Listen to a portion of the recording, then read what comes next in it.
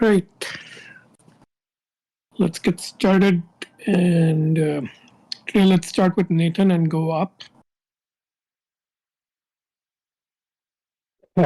Pick the one guy who's in the security industry here. So I think I joined a little late, so if there was a additional prompt from what was in the channel, I missed it. But in terms, but I'll just try to speak to what I know and just some of my experiences around this, because I think this is something that has touched a lot of people, including myself. Even though it's in just sort of these testing distributions, for the most part. So, this is a pretty, in one level, a lot of people are calling it a pretty audacious supply chain hack. It's definitely like a really attack. It's a really slow burn. So high level, what's happened here, there's a very low-level library that's a compression library, a lot like what you'd make to do zip files, but has some extra efficiencies in it. This library seems to have had a backdoor inserted into it. Fincat's reposting the thing, so I'm reading it here. Yeah. So I'll finish my thought and then I'll actually speak to the problem. Has a backdoor that very specifically seems to have created the ability to log into SSH servers, running on very particular systems, Intel systems, Red Hat, Debian distros. But there's also a lot of other commits associated with the individual who seems to have done this. This was something that was like a 2.5-year con. This person's been making commits to a variety of different projects. There are commits in the Linux kernel from this bloke, though none of them seem to be, or I think one commit, though it doesn't seem to be malicious to the best of my knowledge. So this is somebody who spent some time building reputation. This was a project that is one of these thankless projects that is maintained by like one dude who's really sort of buckling under some of that strain. And here somebody comes in who's contributed to other projects and is now, offering support. At the same time, we have other people trying to get that support handed off, though, in retrospect, a lot of the analysis looks like those were probably sock puppet accounts of the same person or people who implemented this attack. Well, I think this is people have made in the open source community have made parallels to this attack with some of these supply chain attacks on NPM and Python packages, PyPy. A lot of those have been like typo squatting or developer accounts who've been compromised. This actually strikes me as much more of a confidence attack, a lot more like what we have seen in crypto, where you have some person or group of people come in, spend a lot of time building trust within a project. In crypto, oftentimes to steal money. In this case, it looks like the ultimate goal was to insert this backdoor. And there was some suggestion that this backdoor had some modular aspects. Like this may have just been the start of something much bigger. I think like those crypto scams, there's also a lot of testing of the waters. I know a lot of people are looking at like the commit to libarchive, which introduced an unsafe function, really askance right now. I think you're going to see a lot of commits reverted or re-examined. But it's actually hard for me to like look at the history and read this as the attacker testing the waters to see how much attention was actually being focused on these things. And so I think in that sense, this is very much a sort of an attention attack. I think it's also notable that the attacker waited until the main XD contributor was on one of their periodic internet breaks before implementing this attack.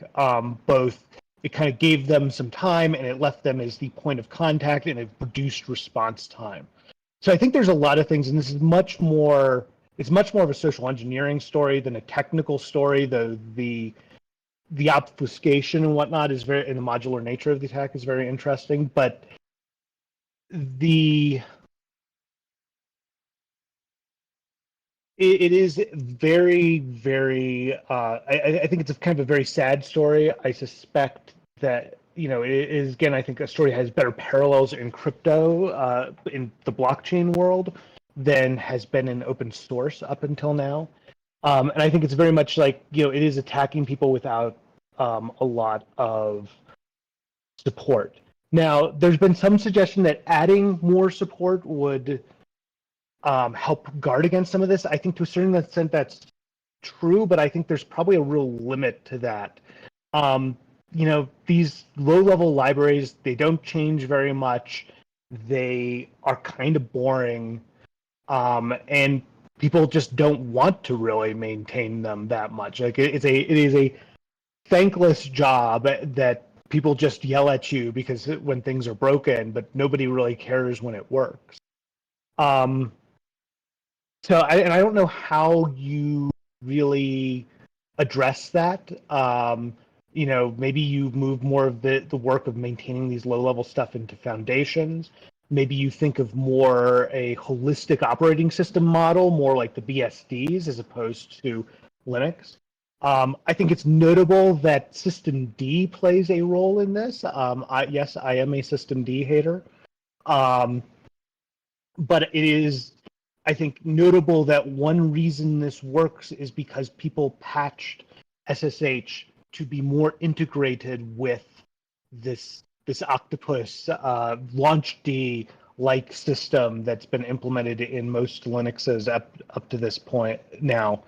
And SSHD does not incorporate LZMA by the library behind this by default. It's not. It's something that has to get added in to it.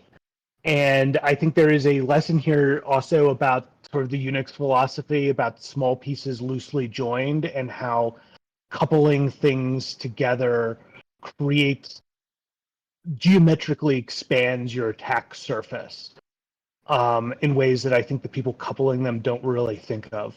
But anybody who's aware of like the history of attacks in Microsoft Office would be aware of. Anyway, so that's a lot of my thoughts. I will note that this hit a lot of people. If you were running Mac OS and you had Homebrew, you had the bad version of XZ installed until quite recently. I had to update a lot of my systems. There's a lot of companies, including my own, that are kind of getting out ahead of this. Fortunately, I will say my employers did not use any vulnerable systems, but we are conducting a complete audit just to be sure. I think there's a lot of people who are now conducting audits of their systems, even if they, shouldn't be vulnerable to these things. And I think that's the correct response here. This is going to be interesting what comes out of this. But it's really hard to say, and I think really too early. So that's a lot of thoughts, a lot of dump. I will stop now and pass up to Grigori.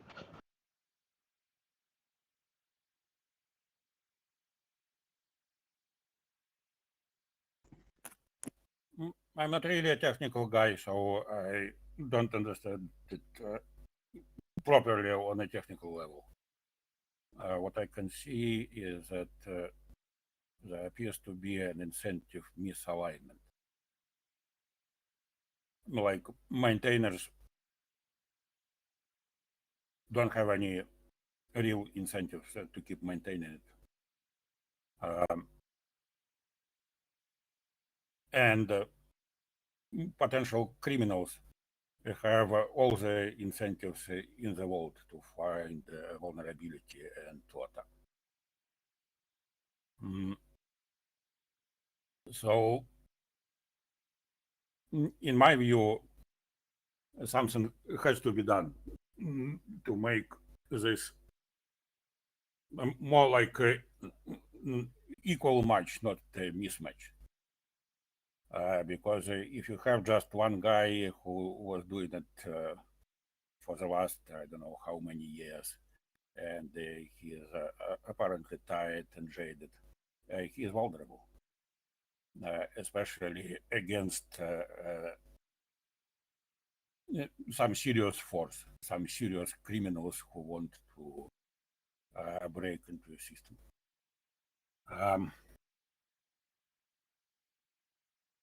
How to align the incentives, I don't really know, but again, in my view, if you have some components of your system spread over thousands or millions servers across the world, the maintenance job should not be free. It should be designed. You cannot let this part of work care for itself automatically. So somebody has to think about it.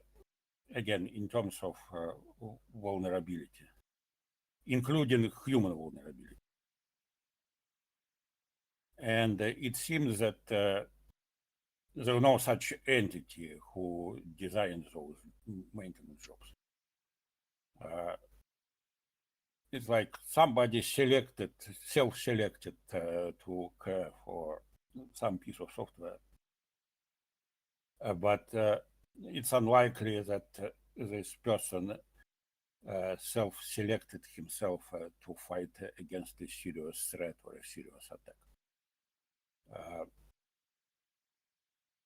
So the selection process is kind of interesting in this particular case. What is exactly a responsibility of a person maintaining a piece of software, especially when there is an attack going on, who is going to basically fight against people attacking the service or a piece of software. And on that, I will pass it on to Ben. Yeah, I'm not going to go into too much more of the details of the technical. Aside from the fact that there's an interesting discussion, I think, between like some people think this was just luck, like that this was discovered purely from luck. Others, I heard the argument that, well, this is kind of what the open source many eyes thing is supposed to do when it's sort of a hostile environment to these sort of things, because there might always be some random Microsoft guy who is like checking on your package because it's acting slightly weird, and suddenly your whole scheme is blown. And I'm not so interested in that discussion.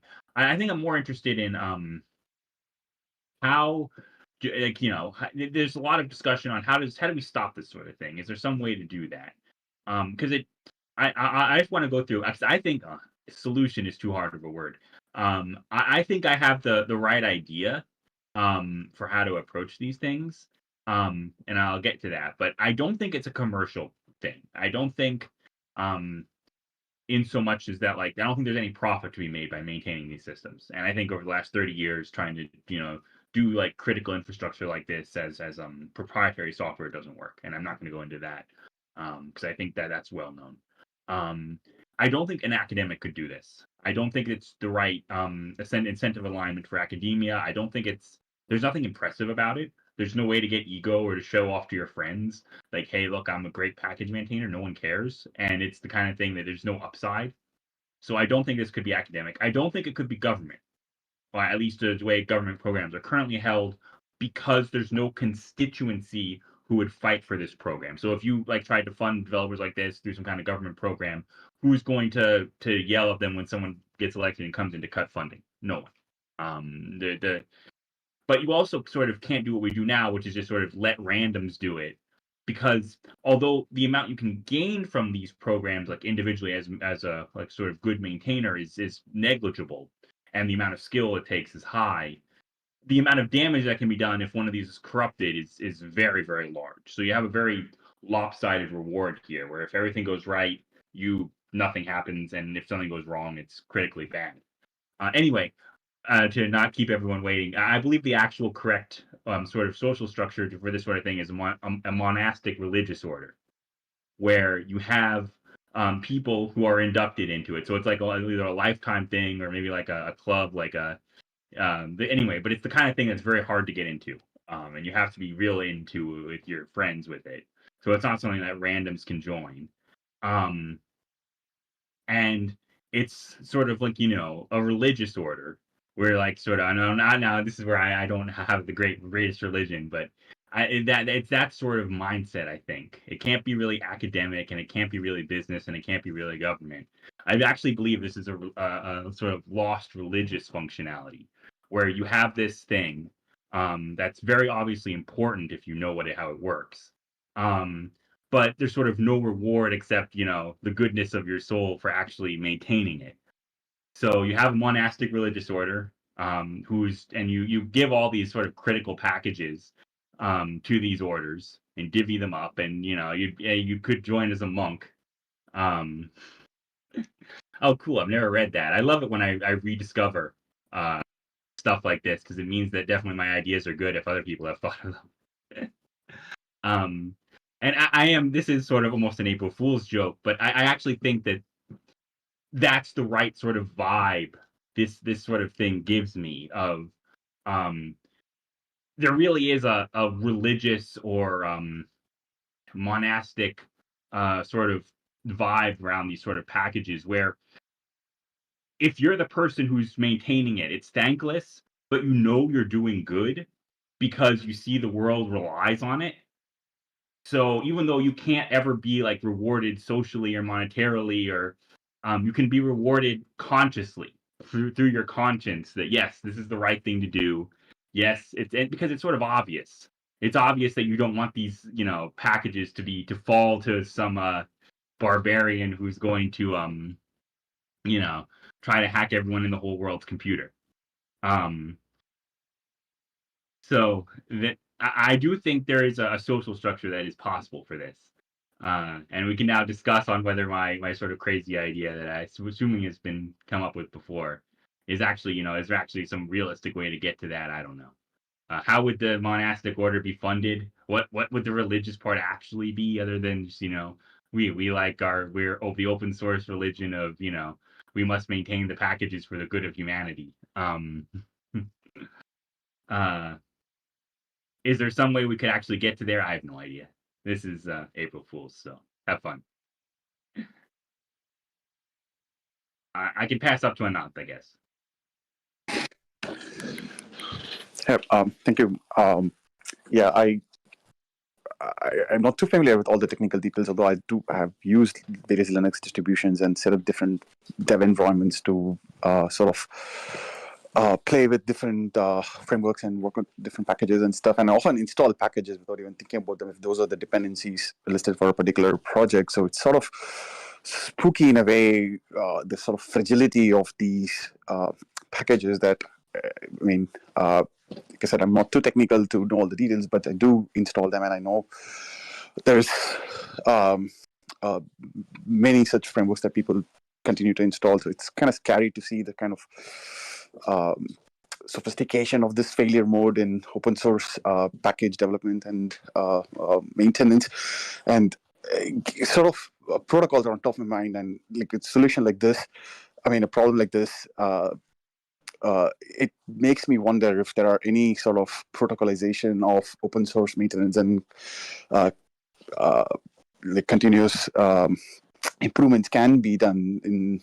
It seems like a wild west today in sort of how these packages get distributed. I think of that one for like again to react to the prompt of the sociology of the sort of maintainers and the sort of solo tankless engineers providing all this work. In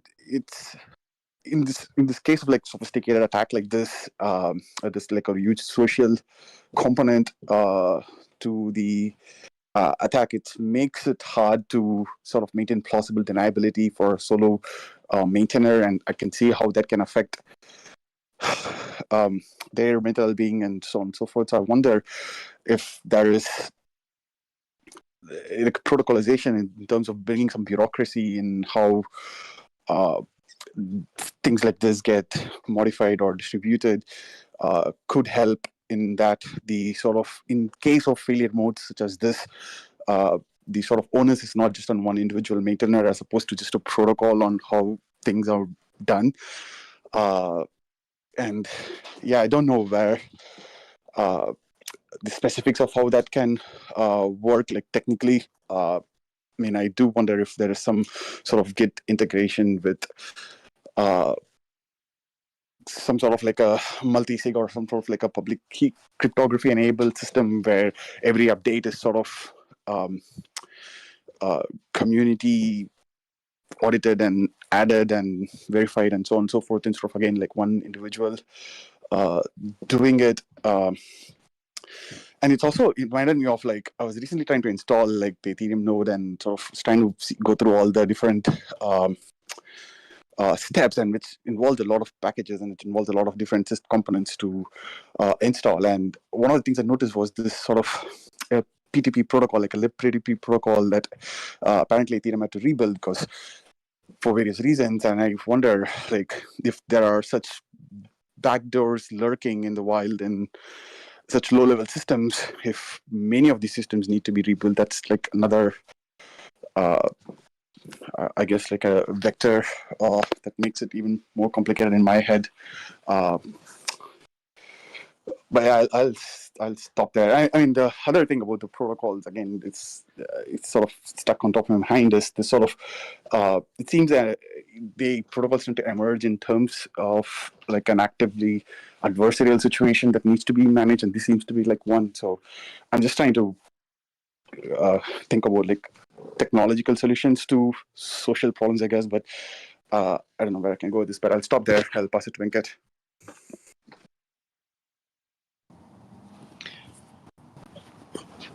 Yeah, this was challenging to think about.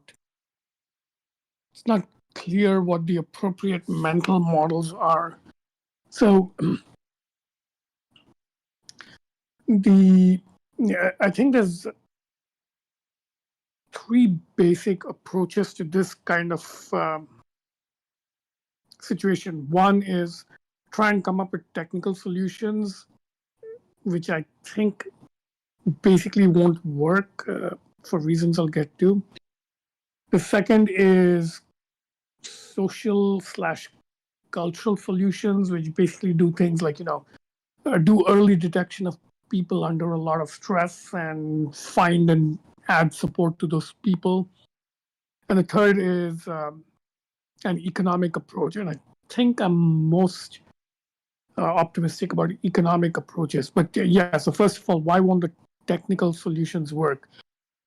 So I think the problem here is that this is a very particular sort of technology, which is, on the one hand, it's extremely simple and ceiling limited in functionality. It does one thing, does it very well, and does it in a very complete way, where it becomes a kind of solved problem, and it reaches true ossification. Like, it does what it does, which means there's not many more features to be added. There's not like constant activity of people messing with it.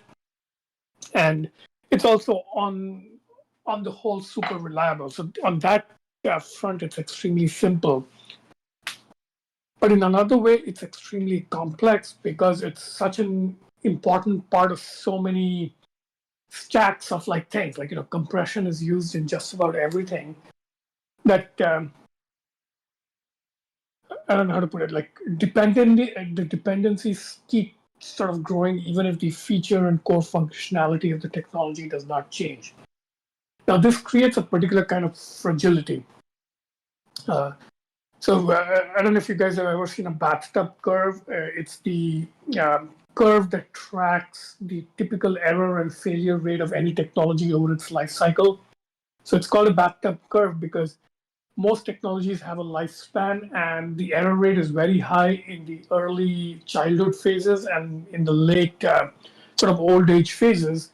And it's generally low failure, low error, somewhere in the middle. Now, what this bathtub curve process drives is, it drives creative destruction.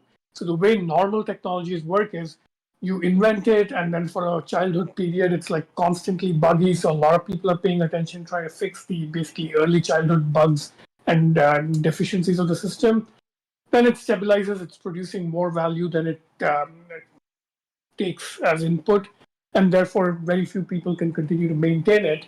But at the same time, it's still evolving. It's just that it's becoming functional faster than it's becoming more complex.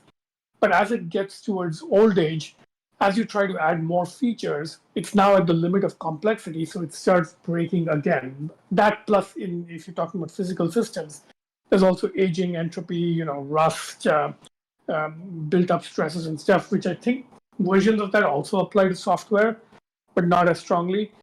But the reason I'm emphasizing this is if you get to the late part of the bathtub curve, you again have like spikes of attention as more and more people are required to keep the really ancient thing functioning, because now for different reasons, like when the thing is young and fragile and baby, basically nobody's using it, so you have to fix the bugs in order to make it usable at all.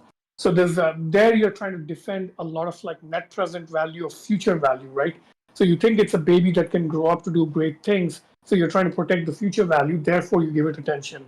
But when something is extremely old, it's more like keeping a billionaire alive, because the billionaire is on the boards of too many important companies, and the economy will collapse if the billionaire dies. So now it's a extremely old person that you're fighting. Like Biden honestly is in that position now. If he gets reelected, a lot of people would be like, things will fall apart if he suddenly dies. So the incentives are different, but again, the net result is a lot of people are paying attention to a thing that's prone to failure. And this drives creative destruction, because at some point people just throw up their hands and say, yes, this is super complex and a lot of value is riding on it, but it's just too much effort to maintain. So let's just start building alternatives. And then you have in the case of technologies, you have disruptive startups saying, we're just going to rebuild this from scratch. We're going to reinvent the technology using a new paradigm, or just even if we have no new ideas, they're just going to go back and redo it. So two examples that come to mind are we are at the limit of both reliable safety and improvability of automobiles, and suddenly we have electric cars. Now you can see what might happen if we keep trying to add features to gasoline cars. Maybe the car itself would stay reliable, but more and more effects from global warming and things. So maybe that's not a perfect analogy, but the point is EVs are a whole new way of doing cars. On the other hand, you have the Concorde was the one and only supersonic airliner, and now Boom is trying to do supersonic airliners again. So that's a case of reinventing it because last time didn't work at all. And the Concorde, remember, was canceled when you had a big crash in Paris. So I'm wandering a little bit here. But the point is, as the bathtub curve reaches its old age and error rate rises, the incentives to basically do creative destruction and let it die and start a new thing from scratch kind of increase. And I think this is actually the right solution, the economically right solution. And this is what capitalism does. It drives the creative destruction approach to keeping things renewed and regenerated, and always in a state where the complexity and potential for failure is matched, at least in a time average sense, by the amount of attention it's getting. So the problem with open source is it's not running under the capitalist creative destruction model. On the other hand, it's not, there's not a communist dictator forcing people into slave labor camps to pay attention to it by force. It's in this uneasy middle ground of a commons asset that people are paying attention to in a volunteer way, out of pro-social instincts and kind of general good citizenship. So it's a mix of communism and capitalism. So it's not getting the benefits of creative destruction, nor is it getting the benefits of, if you can call it that, the benefits of dictatorially allocated attention, right? It's somewhere in between. And I don't think this is a tenable position for things to be. And I think Ben is right that one historic solution that has kind of worked is a monastic order that dedicates itself to protecting the value of something like this. And I think actually there's, since this is a kind of fragility, there's a, I don't know the name of the novel, but Taleb references it in the original Fooled by Randomness book, I think, or Black Swan, one of the two, where it's about a story about a soldier whose job is to defend some dangerous border, but nothing ever happens on that border because attacks are, like, for whatever reason, expected to be very rare or infrequent. So this soldier spends his entire lifetime defending that border, and I guess the point of the story is that that's some sort of noble thing to do. So yeah, I think that's one direction, but honestly, I don't think it's a workable direction. It makes for nice stories, but there's a reason religion is dying and religiosity is at its lowest level ever. And all the people who are trying to, like, reboot, I don't know, meta-modern religions, new kinds of, like, monastic cults, they kind of look like LARPs. I don't think this is sociologically a tenable pattern anymore. Like, basically, the fictions and LARPs that monastic orders used to believe in the past, they were, like, based on, like, unironic and sincere belief in, like, deeply held religious views of the universe that basically nobody has anymore. Like, not even the Pope or, like, deep religious people kind of had that kind of unironic, sincere belief in their worldview anymore. So I don't think that's a possibility. So yeah, I think my answer to this is, number one, these things are going to happen. There's going to be no defense. There's no prevention here. They are going to happen. And at a meta level, the creative destruction is still going to work. So even though this creative destruction cycle at an individual product or technology level, driven by the bathtub type curve, is not going to happen, at a larger level, because the fallout of these incidents is so high, at some point somebody will say, we've had way too many attacks on Linux, somebody needs to reinvent Linux. And even though it sounds impossible because, like, it's so fundamental and the world runs on it, somebody will attempt to reinvent Linux. So, or maybe it'll happen in an even larger scale, but the whole concept becomes not even wrong, something like Linux. So I don't know, but that seems to me the likely approach. And I wanted to flag that something similar is happening in many other parts of the economy. Like, the recent troubles with Boeing, like the 737 MAX, the whole patch in the autopilot that caused the early crashes in Thailand and Ethiopia, and now the series of safety incidents. Similar thing. Like Boeing, all the technical late stage maintainers of this really, really old airframe and its future features, they're kind of like dying out. And the pressures are intense for Boeing to become a highly financialized bank, basically, where it's run by people who are only interested in the money. And there are no, monk-like people who are dedicated to the safety of the aircraft. Even the NTSB, which investigates incidents, is kind of an after-the-fact agency. So it's a monk-like government-funded organization, but it doesn't kick in until things go wrong, right? And at some point, it can't go and analyze the entire safety culture of how 737s are maintained. So, yeah, I think my solution would be, ironically, accelerate this.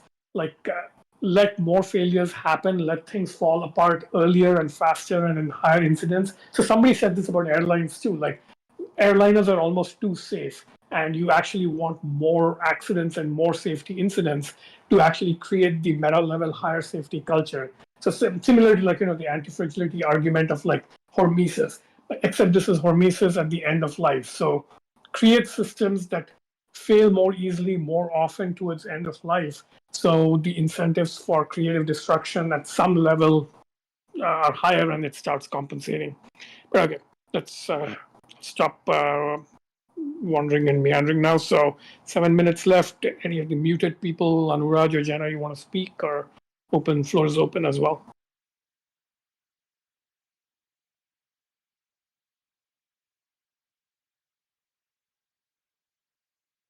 Yeah, I mean, I definitely agree with you, Venkat, in that I'm not convinced that, a monastic order is actually possible.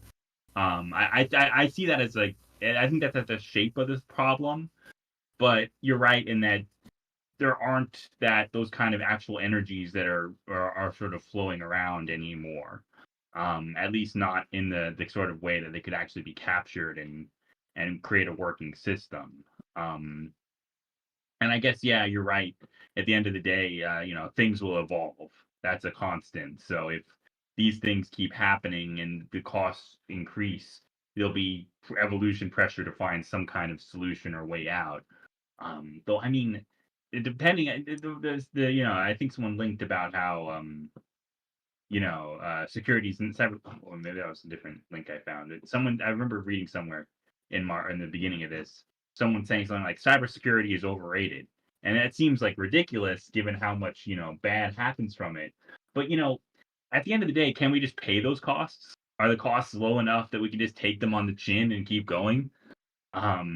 Sure, like billions will be lost, but if you're outproducing it, does it really matter if there is no other solution? That's what I feel like the creative destruction angle is just that at the end of the day, can you take the costs on the chin? And I don't know, maybe do we have a choice? I don't know. But yeah, I definitely agree that my solution was I was trying to make it a bit sort of tongue in cheek, though I do see that as the real shape of the problem. Yeah, I have two thoughts kind of that I want to leave with. One is around the idea of a life cycle. I think the only thing that gives me pause a little bit with that is that XZ is actually probably one of the newest, if not the newest, compression library. Like, I remember a time before XZ, and I'm not like that old. Like, a lot of what gets used, what SSH uses by default, are actually much older libraries that have kind of completely ossified. And I think what's interesting is in none of these cases have dependencies really been added. So it's a little hard to say. It's more of, I feel like the complexity is coming in with the coupling between other components in the system, more so in many cases than the application itself. I think, again, I want to reiterate, this is a backdoor in a compression library that only exists because people wanted to integrate SSH better with systemd and thus patched it outside of the main flow of the SSH project. Like this is an interaction surface that doesn't actually have to exist. And I think that maybe points to one way forward with this, which is, I think, virtualization. That's becoming a bigger and bigger part of security. Virtualization underlies a lot of Windows security now, even though you don't see it. A weaker form of containerization underlies what Mac OS does. Android uses virtualization or containerization more and more. Chrome OS uses virtualization to keep different components separate. This was sort of pioneered by a system called Cubes OS, which takes us to sort of an extreme of like every application lives in its own VM. But I think there might be something to be said about that. I linked in the chat to an interesting series that was in the Register that was speculating about what could come after Linux, and was pointing out that AWS has really pioneered this idea of like fast booting micro VMs. And you could really strip down kernels if you abstracted things like file system away, which is what things like Plan 9 do, which was the successor to Unix. It was kind of like the creators of Unix trying to fix the flaws in Unix. And something like that, making things a lot more modular and self-contained within these VMs, policing the interfaces. And so this is kind of where the protocolization would come in.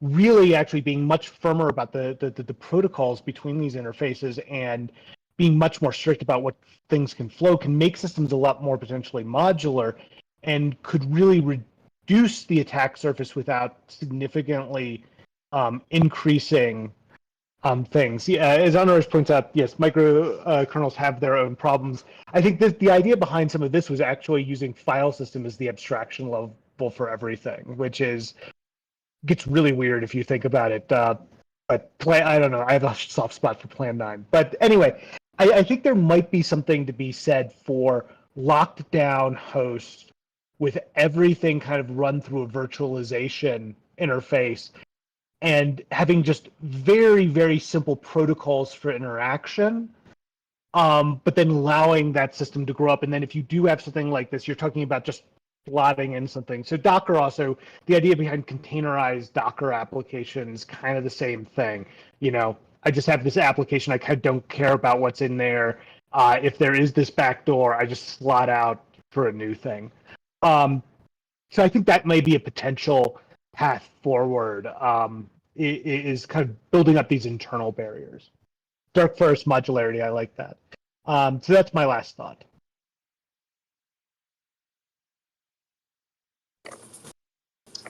All right, and we are at time. Anybody have any last burning thoughts?